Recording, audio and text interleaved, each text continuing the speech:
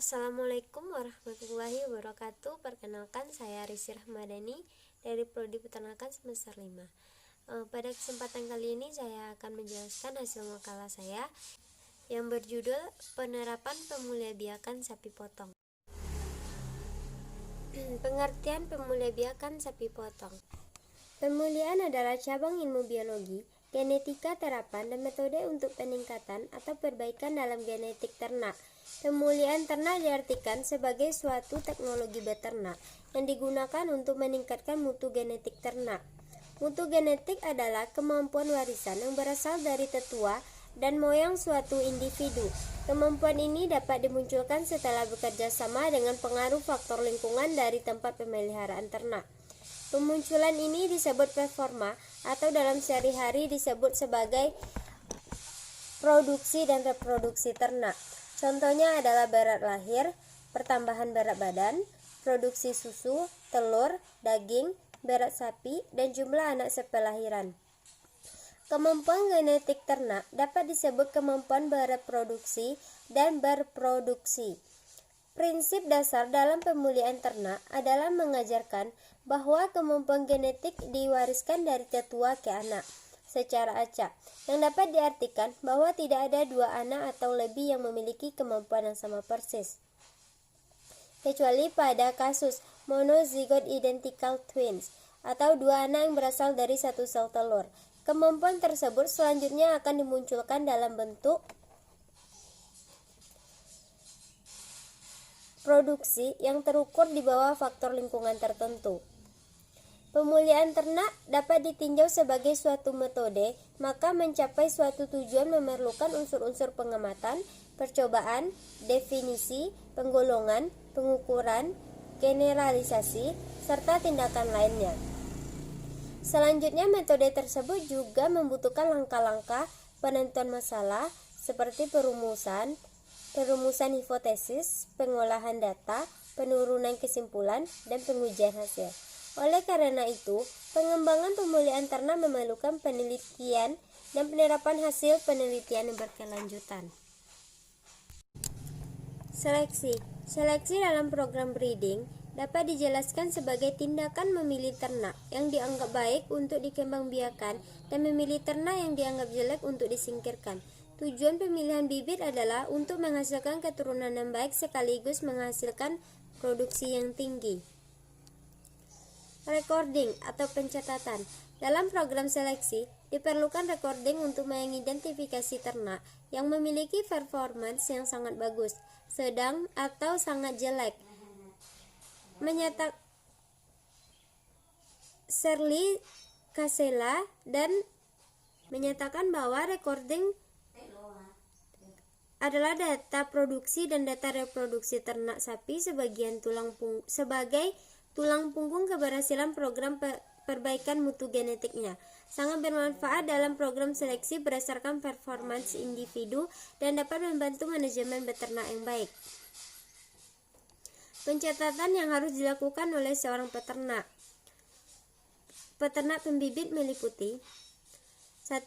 Keterangan identitas pemilik ternak, lengkap foto ternak, umur atau varietas atau laktasi silsilah atau asal keturunan ternak, nomor registrasi ternak, bedakan untuk ternak jantan dan betina. Selanjutnya catatan produksi seperti susu, telur, penambahan bobot badan, dan lain sebagainya. Selanjutnya adalah catatan reproduksi seperti tanggal perkawinan, kelahiran, pemeriksa kebuntingan, catatan kesehatan, dan catatan lainnya sesuai tujuan pemeliharaannya. Sistem pencatatan ternak yang dilakukan hanya sekedar untuk registrasi ternak di tingkat instansi. Bermanfaat dalam pendistribusian ternak atau mutasi ternak, pemantauan perguliran atau revolvi, peremajaan atau replacement, dan perkembangan ternak atau jumlah dropping, tingkat kelahiran, tingkat kematian, dan jumlah yang akhir. Peranan Peranan pemeliharakan pada sapi potong saya memilih pada sapi peranakan ongol atau sapi PO.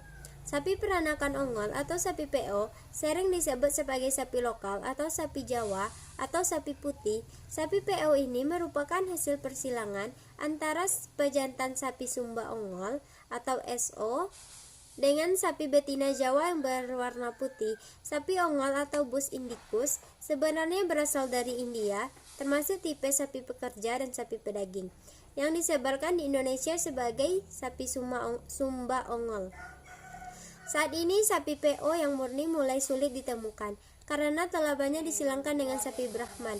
Karena itu, sering diartikan sebagai sapi lokal berwarna putih keabu-abuan, berkelasa dan bergelambir sesuai dengan induk persilangannya. Sapi PO terkenal sebagai sapi pedaging dan sapi pekerja, mempunyai kemampuan adaptasi yang tinggi terhadap perbedaan kondisi lingkungan.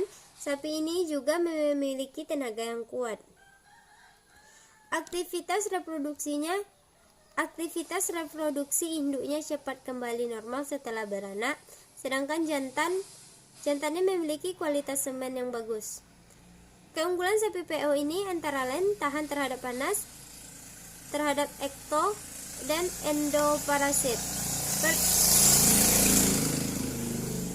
Pertumbuhan relatif cepat walaupun adaptasi terhadap pakan kurang, serta persentase karkas dan kualitas daging baik.